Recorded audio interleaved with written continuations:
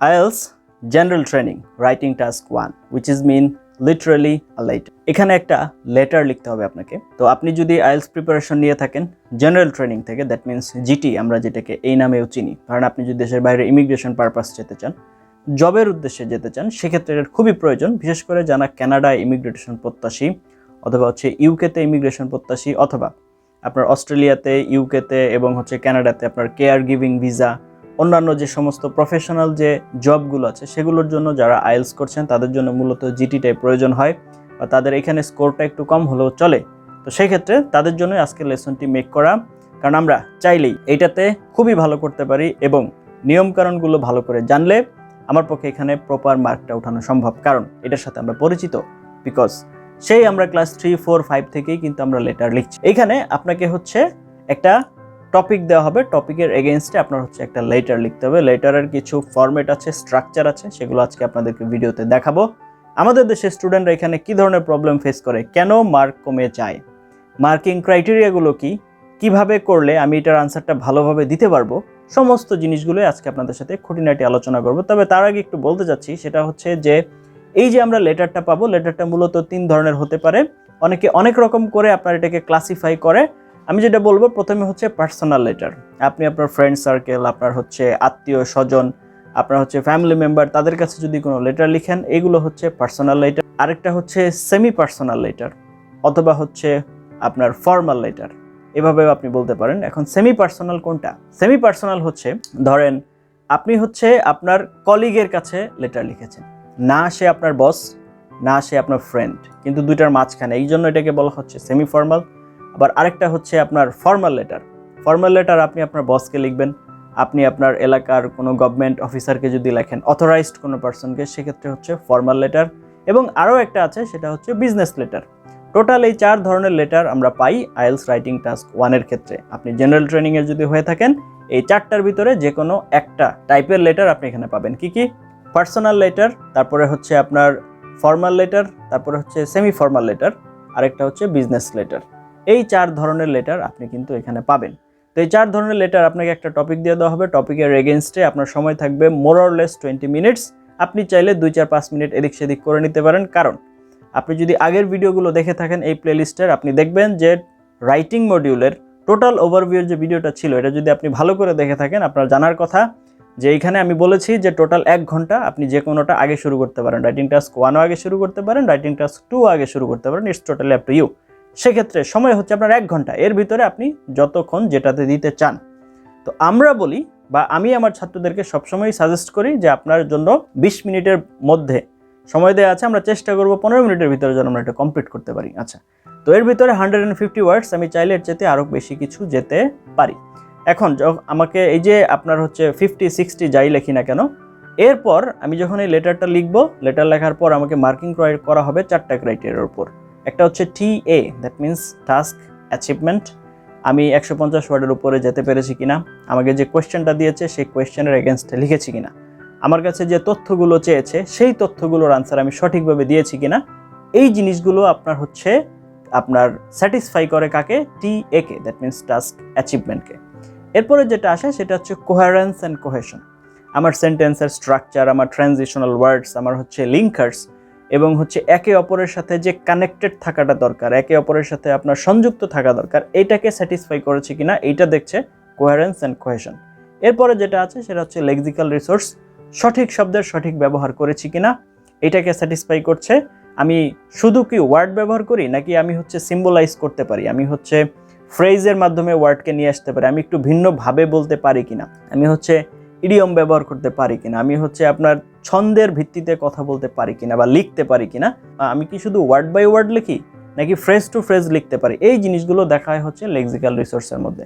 Last যেটা থাকে সেটা হচ্ছে GRA, grammatical range of accuracy. এইখানে আমার গ্রামার ঠিক আছে কিনা, আমার স্পেলিং ঠিক আছে কিনা, আমার পাঞ্চুয়েশন মার্কের ব্যবহার ঠিক আছে কিনা, আমার সাবজেক্ট ভার্ব এগ্রিমেন্ট ঠিক আছে কিনা, টেন্সের ব্যবহার ঠিক আছে কিনা, এই যাবতীয় জিনিসগুলো খুঁটিনাটি দেখা হয় এইখানে। তো এই টোটাল 4টা মার্কিং ক্রাইটেরিয়ার উপরে আমাকে এখানে মার্কিং করা হয়। তখন চলুন নিয়ে যাই আপনাদেরকে কম্পিউটার স্ক্রিনে এবং দেখিয়ে নিয়ে আসি কি ধরনের লেটার আসতে পারে। সরাসরি এক্সামের কোয়েশ্চেন, তার মডেল আনসার। ব্যান্ড 5 হলে তার মডেল আনসার কেমন, ব্যান্ড 7 হলে তার মডেল আনসার কেমন, দুটোর পার্থক্য কি, আজকে সবগুলো আপনাদেরকে পার্ট টু পার্ট দেখানোর চেষ্টা করব।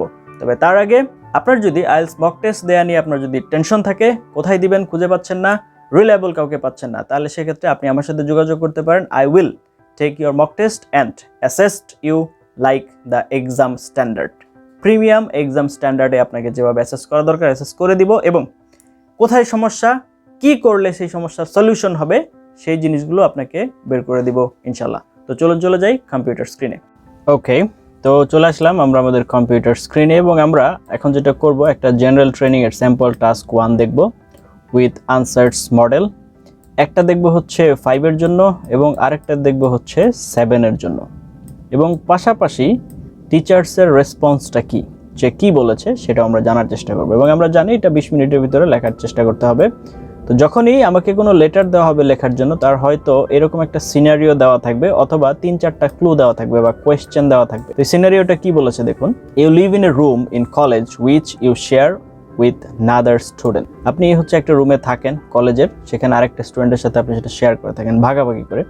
You find it very difficult to work there because, আপনি এখানে থাকাটা খুবই কঠিন মনে হচ্ছে আপনার কাছে বা সমস্যা, because he or she always has friends visiting, তার কাছে বন্ধু বান্ধব আসতেই থাকে। They have parties in the room and sometimes borrow your things without asking you, তারা সবসময় মানে হই হুল্লা করতে থাকে, পার্টি করে, এবং অনেক সময় আপনার জিনিস নিয়ে নেয় যেটা আপনাকে জিজ্ঞাসা করে না। এর এগেনস্টে আমাকে এবার কি করতে হবে, লেটার লিখতে হবে। কি বলছে, write a letter to the accommodation officer. তার মানে আপনি লিখছেন কাকে, অ্যাকোমোডেশন অফিসারকে। তার মানে আপনি এটা একটা কি লেটার, ফর্মাল লেটার লিখতে হবে। আমরা যে 4টা ভাগ বলেছিলাম, একটা হচ্ছে পার্সোনাল, একটা হচ্ছে সেমি পার্সোনাল, আরেকটা হচ্ছে ফর্মাল, এবং আরেকটা হচ্ছে বিজনেস লেটার। তাহলে এইটা আমার একটা ফর্মাল লেটার।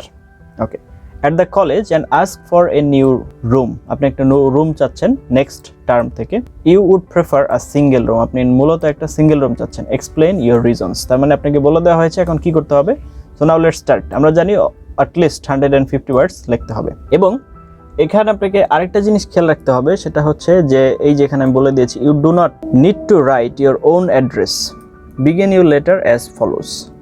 তার মানে হচ্ছে আপনার নিজের রিয়েল অ্যাড্রেস যেটা আমরা আমাদের স্কুল কলেজে করে আসছি, সেটার প্রয়োজন নেই এখানে। আপনি এখান থেকে শুরু করতে পারেন, ডিয়ার স্যার অথবা ম্যাডাম। এখানে আমাদের বাঙালি স্টুডেন্টরা সবচেয়ে বড় যে ভুলটা করে সেটা হচ্ছে মাই ডিয়ার বসায় দেয়, কিন্তু এখানে মাই ডিয়ার বসালে টোটালি রং ধরা হবে এবং আপনি এখানে কিন্তু মার্ক পাবেন না। So be careful. আমাদের এখানে মাই লেখার কোনো সুযোগ নাই, শুরু করতে হবে ডিয়ার স্যার অথবা ম্যাডাম থেকে। আপনি যদি শিওর না হতে পারেন, এখানে আপনাকে বলে দেওয়া হয়েছে অ্যাকোমোডেশন অফিসার, পুরুষ না মহিলা শিওর না, এই জন্য আমরা স্যার ম্যাডাম দুইটাকেই রেখেছি। যদি পুরুষ বোঝা যেত তাহলে স্যার, আর মহিলা বোঝা যেত তাহলে ম্যাডাম। এবার আমরা আসি মডেল 1, এটা হচ্ছে আপনার ব্যান্ডস 5 পেয়েছে সে, তার জন্য এই মডেলটা তৈরি করা হয়েছে। সো আমরা এখানে কি করেছি দেখেন, প্রথমে গ্রিড করলাম, তারপরে হচ্ছে I am writing to dissatisfaction with my roommate, আমার যে আপনার অসঙ্গতি রয়েছে বা আমি হ্যাপি না। As you know we share one room, আমরা একটা রুম শেয়ার করি। I can not study in the room at all any more, আমি এই রুমে পড়াশোনা করতে পারছি না। If I still stay here, if I still stay there, আমি যদি এখানে শি অলওয়েজ হ্যাজ ফ্রেন্ড, তার মানে she always has friend visiting and has parties in the room, তার অনেক পার্টি থাকে। They make lots of noise, অনেক শব্দ করে। And switch off the radio very loudly, switch on the radio very loudly, সে radio শুনে অনেক মানে বেশি শব্দে। For me this environment is very difficult, এই পরিবেশটা খুবই কষ্টকর। To study and I need a quiet room, শান্ত রুম দরকার। Even borrows my things without asking, it is very ইম্পোলাইট, এটা খুবই অভদ্র ব্যবহার, এবং হচ্ছে সে আমার জিনিস না বলে নিয়ে নেয়। I request you, you can give me a new room, আপনি একটা নিউ রুম দিতে পারেন নেক্সট টার্ম আমাকে। Because I have been asked her has parties in other places many times, আমি অন্য জায়গাতে যে পার্টি করতে অনেকবার বলছি। they still have parties in the room, তারা রুমেই পার্টি করে। I really cannot stay in the same room with her, আমি তার সাথে এক রুমে থাকতে পারছি না। I would be grateful if you could change me a single room, আপনি যদি আমাকে একটা সিঙ্গেল রুমে চেঞ্জ করে দেন। এখন সে পেয়েছে কত, 5। তো আমরা জানি যে আমাদের 5 পেয়েছে মানে সে তো ভালো স্কোর পায় নাই, এবং এখানে কিছু সমস্যা আছে। প্রবলেমগুলো কি? The answer is below the word limit, প্রথম সমস্যা 150 ওয়ার্ডস কমপ্লিট হয় নাই, below the word limit, তার মানে এর নিচে আছে, বেশি যেতে হবে। and there is some repetition of the task rubric, একই জিনিস বারবার আসছে। ওকে, length is a common problem in general training scripts, তার মানে বুঝতেই পারছেন আমাদের যারা জেনারেল ট্রেনিং এর পরীক্ষা দেয় তাদের হচ্ছে এখানে 150 ওয়ার্ডস কভার করাটা একটা কমন সমস্যা সারা পৃথিবীব্যাপী, world wide. Answers that are short lose marks because there is insufficient material. ঠিক আছে, আনসার যেহেতু শর্ট হয় তাহলে কি হয়, অপর্যাপ্ত এখানে আপনার জিনিসপত্র আছে in the answer for the examiner to credit, examiner to give credit. আপনাকে যে মার্ক দিবে তার জন্য তো প্রপার জিনিসপত্র লাগবে ফর অ্যাকুরেসি অ্যান্ড কোহেরেন্স। আপনি যদি ইনাফ পরিমাণ লেখেন তাহলে আপনার সঠিক হয়েছে কিনা এবং সেগুলো কোহেরেন্স ছিল কিনা, সংযুক্ত ছিল কিনা, কীভাবে মার্কটা দিবে। ডেসপাইট দিস প্রবলেমস, এই প্রবলেম থাকা সত্ত্বেও the introduction to the letter is appropriate and the purpose of the writer is clear, এবং লেখকের যে উদ্দেশ্যটা ক্লিয়ার ছিল। The points are not always linked, দেখেন লিঙ্কার্স ছিল না, একে অপরের সাথে কানেক্টেড ছিল না। Together well and punctuation is sometimes faulty, তার মানে পাঞ্চুয়েশনের ব্যবহার অনেক জায়গাতে ভুল হয়েছে। The sentences are kept quite simple, sentence সব জায়গাতে শুধু সিম্পল সেন্টেন্স, কমপ্লেক্স কম্পাউন্ডের ব্যবহার and makes and mistakes occur, এবং তখনই ভুল হয়েছে as soon as more complex structures are attempted, তার মানে এই স্টুডেন্টটা যখনই হচ্ছে আপনার কি করতে গেছে, আরও হচ্ছে আপনার কমপ্লেক্স স্ট্রাকচার ট্রাই করতে গেছে তখনই ভুল করছে। আচ্ছা, এরপরে আসেন মডেল আনসার 2। তো আমরা জানি ডিয়ার স্যার ম্যাডাম দিয়ে আমরা শুরু করব। আচ্ছা, করলাম। I am writing you to express my dissatisfaction with my roommate and request for another accommodation next term. তার মানে আমি প্রথম প্যারায় ক্লিয়ার করে দিলাম আমি কেন চিঠিটা লিখছি, ওয়াই। তার মানে এটা হচ্ছে আপনার জন্য রুলস, আপনি যখন একটা চিঠি লিখবেন তখন প্রথম প্যারায় আপনি ক্লিয়ার করে দিবেন কেন আপনি চিঠি লিখতে যাচ্ছেন। তারপরের প্যারায় আমি যেটা বলবো সেটা হচ্ছে মাই প্রবলেম। তার মানে এটা আপনার জন্য রুলস, আপনি যখন একটা এরকম ফর্মাল লেটার লিখবেন তাহলে আপনি কোন ইস্যুতে লিখছেন, এখন আমার এটা প্রবলেম দেখে প্রবলেম লিখছি, কোন ইস্যুতে লিখছেন। Okay, my main problem is that I cannot study in my room because my roommate always has friends visiting. He has also parties which usually end early in the morning, several times a week. Furthermore, he often borrows my things without asking me. তার মানে এখানে আমার প্রবলেমগুলো কি সেগুলো আমি বললাম। Now what I want, আমি তো প্রথমে বললাম যে কেন আমি চিঠিটা লিখেছি, চিঠিটা আমি কেন লিখছি, তারপরে আমার রিয়েল প্রবলেম কি হচ্ছে সেটা বললাম, এরপরে actually what I want. I cannot accept this situation any longer, specially because I have very important exams next term and I really must study hard. This is why I would be very grateful if I could have another room next term. It would be most convenient for me not having to share my room with someone else. তার মানে আমি কি solution চাচ্ছি সেটা আমি এই প্যারায় শেষ করলাম। এইবার এইগুলো তো হচ্ছে আপনার ফিক্সড, আপনার কি করতে হয়, এগুলো আপনার লেটারের ক্ষেত্রে এই যে ডিয়ার স্যার ম্যাডাম এটা ফিক্সড, আর এই দুইটা fixed. I am looking forward to hearing from you soon, এই লাইনটা আপনি সব জায়গায় ব্যবহার করতে পারেন। ইয়োর্স ফেথফুলি আপনার নাম, এই দুইটা জিনিস মানে এইটুকু আপনার ফিক্সড সব জায়গাতে এবং এই লাইনটা ফিক্সড। আর মাঝখানে তিনটা জিনিস নিয়ে আসবেন, কেন লিখছেন লেটার, প্রথম প্যারা এটা থাকবে, তো শর্ট প্যারা থাকবে, এটা হচ্ছে আপনি 10 থেকে 20 ওয়ার্ডের ভিতরে লেখার চেষ্টা করবেন। তারপরে প্রবলেম, আপনার ইস্যুটা কি, এটা চেষ্টা করবেন হচ্ছে 30 থেকে 50 ওয়ার্ডের ভিতরে লেখার জন্য। আর ওয়ান্ট, আপনি এখন কি চাচ্ছেন সেটাও চেষ্টা করবেন আপনার 50 থেকে 80 ওয়ার্ডের ভিতরে লেখার জন্য। তো এই হচ্ছে আপনার ওয়ার্ড ডিস্ট্রিবিউশন, এটা যদি আপনি ফলো করেন তাহলে আপনি একটা স্ট্যান্ডার্ড আপনার হচ্ছে লেন্থের রাইটিং টাস্ক 1 লিখতে পারবেন, জেনারেল ট্রেনিং এর জন্য একটা লেটার হয়ে যাবে। এবার দেখুন এক্সামিনার কি বলেছে, this answer is also short, এই আনসারটাও short.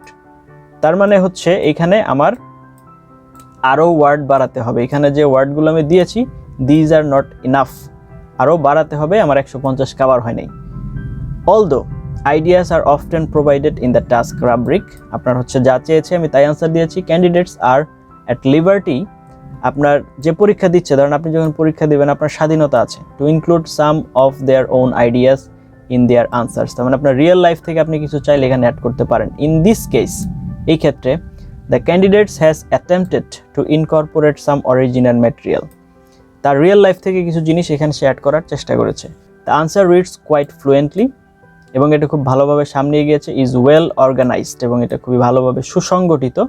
And there is good use of conjunction to link points, আপনার হচ্ছে এখানে কিছু লিঙ্ক, খুব ভালো লিঙ্কার্স ব্যবহার করা হয়েছে। দেয়ার আর সাম গ্রামাটিক্যাল ইরর্স, কিছু ভুল এখানেও আছে, but this do not affect the reader greatly, রিডারের তেমন কোনো সমস্যা হচ্ছে না। And there is evidence of some more complex sentence structures, এবং সে কিছু কমপ্লেক্স সেন্টেন্স স্ট্রাকচার ব্যবহার করেছে।